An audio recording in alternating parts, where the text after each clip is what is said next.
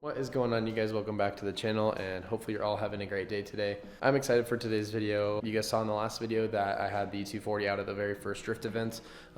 Did okay. It was a lot of fun.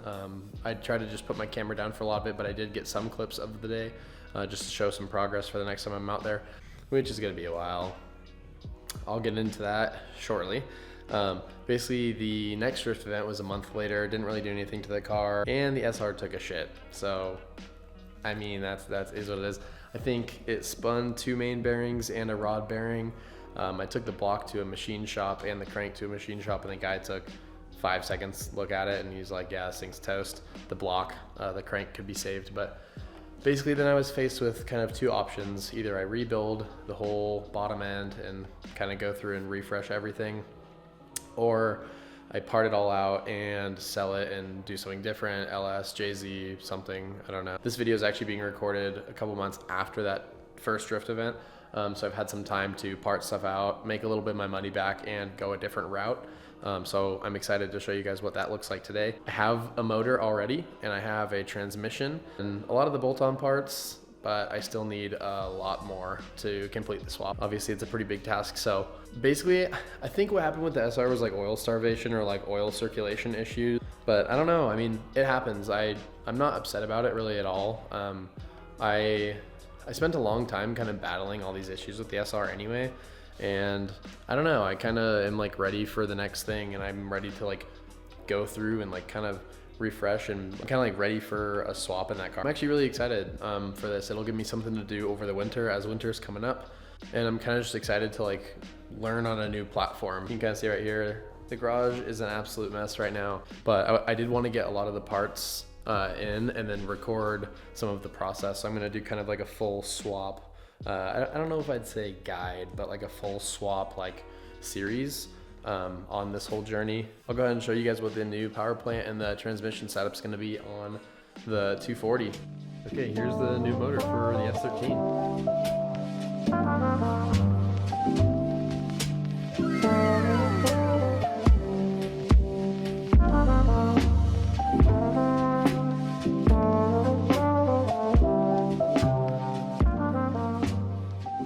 Alright, so I didn't really want to do too much on the motor before kind of documenting it, because I know that I want to look back on this series and just like see all the progress in the car. So basically the story on this, I bought this from my buddy who lives in Everett, Washington. He's actually really good friends with the guy who I bought this car from. So now this is Zach's old car and this is Daniel's motor, which is kind of funny.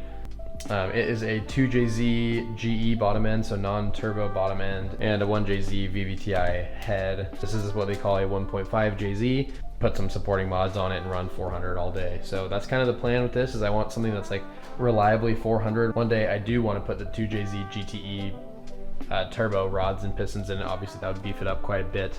But yeah, before I get too far into today's video, I'll just show you guys kind of what I've done so far. So I bought some excessive engine brackets from a buddy. I got my valve covers powder coated, got a new oil cap because he didn't give it to me with it. I took off the stock oil cooler because I'm actually gonna run a like aftermarket external one, oil cooler. I took off the coolant hoses that wrap all the way around to that oil cooler right here. It goes all the way to this little 2-bolt flange, which is on the back side of that water pump there. So I bought a block off plate for that because I'm not going to be utilizing this anymore. Those go to the heater core, so I believe I'm not going to be using those. I'm going to delete this as well. I didn't even mess with this much at all. I wiggled it and it was already starting to come out. Yeah, so I don't really want that to happen and have all the coolant in my head just dump everywhere. So I'm actually going to tap this and put an AN line and wrap it back around to my water pump. That way it's a lot more secure and this won't just be like able to pop out like that. So we're gonna do that. I kind of took this opportunity while the engine's out of the car to simplify a lot of the things that I kind of don't really want to do after it's in the car. Like I may as well just do it while it's out, you know what I mean? Do it once, do it right kind of mentality.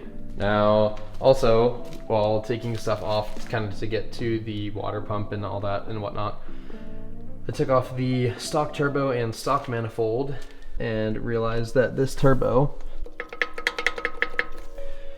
has a ton of play. So I mean, you guys know how it goes with cars. It's just one thing after another, and it's like you already have it out, may as well, I don't know, kind of replace everything.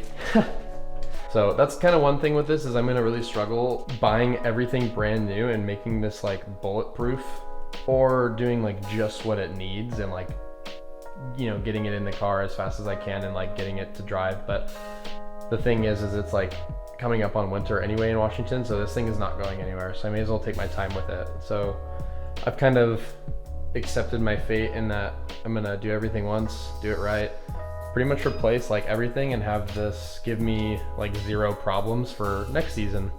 So that's kind of the plan. I also have a BMW ZF 5-speed transmission out of a 528, I believe. I bought this from my buddy Caleb. I think he was gonna put that in one of his other cars, and he ended up selling it to me for a deal. So thank you, bro. I really appreciate it. So as you can see, I'm kind of starting to get the plan like moving forward for this. But obviously BMW transmission to a Toyota engine, you can't, I mean, it's not as just, you can't bolt it up obviously, but it is actually easier than you'd think. And there's a kit that they sell everything called PMC. It's like a nice billet aluminum adapter kit, basically from the 2J bottom end or 1J bottom end to the BMW gearbox. So unfortunately that one's really expensive. I think with like everything, with the clutch, the pressure plate, the adapter plate itself that mates to the transmission.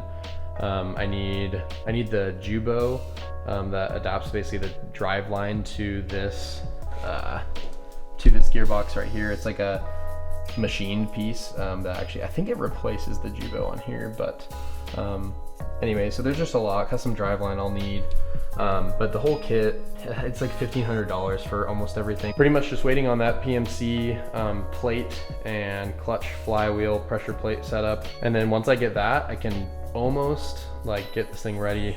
This thing will almost be ready to like bolt up and get in the car. I want to get in the car in the next like month or so, but I'm gonna be vlogging like this entire process, so I'll show you guys kind of how it goes and what stuff to look out for if you're trying to do something similar in your 240. But one thing at a time, you know, I got a couple months before I can actually like drive the car again after winter, so this is where it's gonna sit for a bit, and gonna work on it slowly and kind of show you guys the whole process. So I'm excited for it though. I think it'll be a really cool thing and learn a new platform. So I'm starting to get some parts in, just slowly but surely, a bunch of small stuff, and a couple bigger items as well. I'll show you guys the stuff that I have so far, and then bolt some stuff up that we can and kind of slowly start piecing the motor together. Oh, and then the last thing also is that I got new valve cover gaskets. I got the valve covers powder coated. I also got the water neck that comes off of right here. I got the water neck that comes off of the water pump and comes across. I got that powder coated, and my intake manifold. So got new valve cover gaskets, new oil cap, engine brackets, and then some goodies over here that I'll go through right now. But yeah, I got the intake manifold nice and powder coated. You can see that water neck right there as well. So I kind of have those parts over there chilling. And then I also got that cover done in gloss black. Everything else is wrinkle black. So it should be a pretty good combo. So let's go ahead and look through some of these parts and see what we can't get done on the motor today. All right, so we'll start with the small stuff first. A lot of these parts are from Drift HQ, Summit Racing, Drift Motion, Pulsar, 6 Boost. Let's go ahead and just set everything out. So I have a 160-degree thermostat from PHR to try to keep it a little bit cooler. I've heard that cooling issues are a little bit of a pain on JZs, so I went with a cooler thermostat. I got a VVTi exhaust gasket kit there. I think it comes with like it's like 2 pieces or something. This is a PCV valve grommet because when I got my valve covers powder coated, when removing it, it broke. So it's just a small thing. Got 6 BKR 7E iridium spark plugs. Just gonna be easier to replace those right now while the engine's out. May as well, you know. We have a OEM Toyota oil filter as well. Just some small stuff. We got 2 3/8 MPT like male threaded block off plugs for the block. This is gonna help with the coolant hardline that wraps around the backside of the block. We're just gonna like basically plug those. This is gonna be the one that we tap into the head. This fitting is gonna be a number 8 flare by 3/8 MPT. This will go from the back of the head where that press fit line is, and it's gonna go around, I think, to the water neck by the water pump. And then this is the CX Racing block off plate for the back of the water pump. And then we got some big items. Oh baby. Some hardware. And we got this Big John. So this is a 6-boost 1JZ VVTi top mount turbo manifold. It comes with like the port for the external wastegate. But yeah, this thing looks sweet. It's gonna really fit the black, like that kind of like flat black aesthetic that I'm going for. Just nice and simple and clean. This should come with all the hardware and the external wastegate, like elbow. Yep, so we'll have to weld that on. Yep. So they give you the T4 flange gasket and a bunch of hardware as well. All looks like super nice. Lastly, we have the Pulsar 3582. Dude, this thing looks so sick. It looks like this also comes with a little hardware kit. All right, now that I kind of showed you guys everything that I have currently, let's start putting some stuff back on the engine in preparation for assembly. We can do this little block off plate real quick. That'll be something quick and easy. We could put spark plugs back in it. We can put this PCV grommet back in, and then we can also maybe do this thermostat real quick.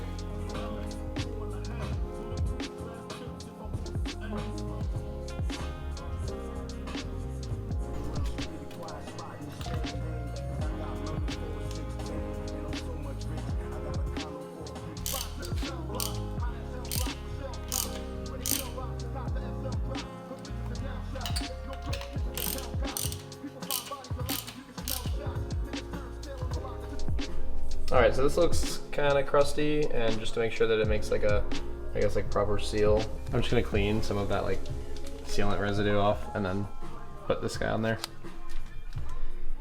And then at the same time, I'll probably just take off this thermostat housing and replace the thermostat as well.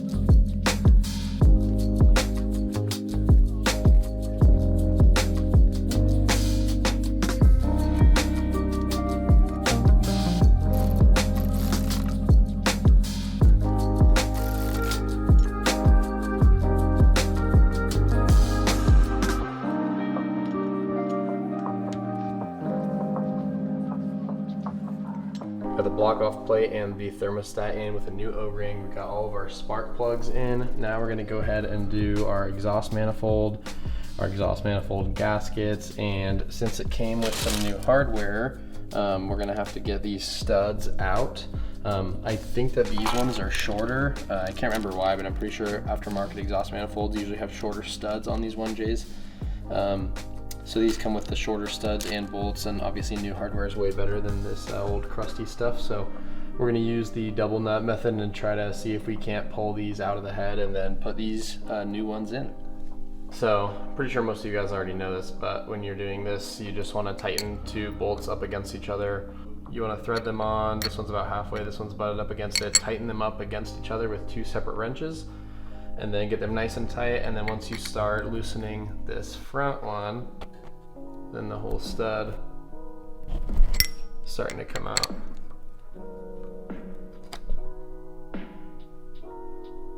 So that's kind of the idea. I'm gonna go ahead and do it to all of them and put the new ones in. Okay, I finally got this done. That took way longer than it needed to. I put some blue Loctite on the head side of these studs, because I would assume you don't want these to come out. I think you want the nut to come off of the studs and the studs to stay. So I put the Loctite on that side. Yeah, I think we're good there. I guess now let's get these this 2-piece gasket on and then maybe mock up the manifold. What better time than halfway through what you're doing to put some gloves on, huh?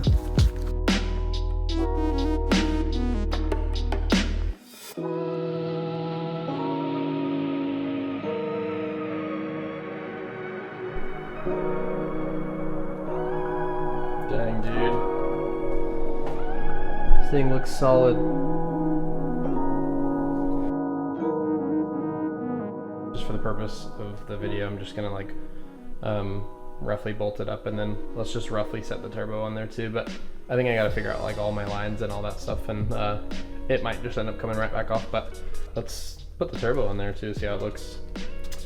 Well, remember when I said that this manifold might just end up coming right back off?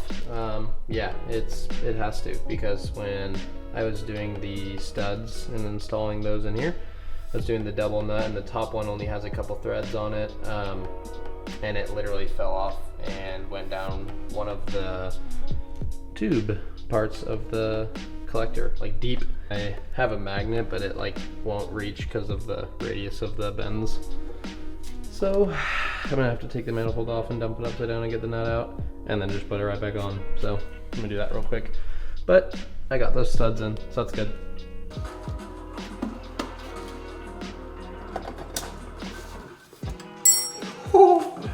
Oh my god.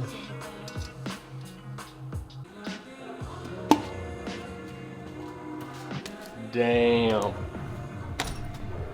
Damn.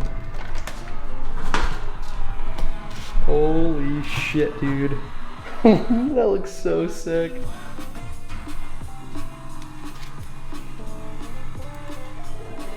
Dude, oh my god.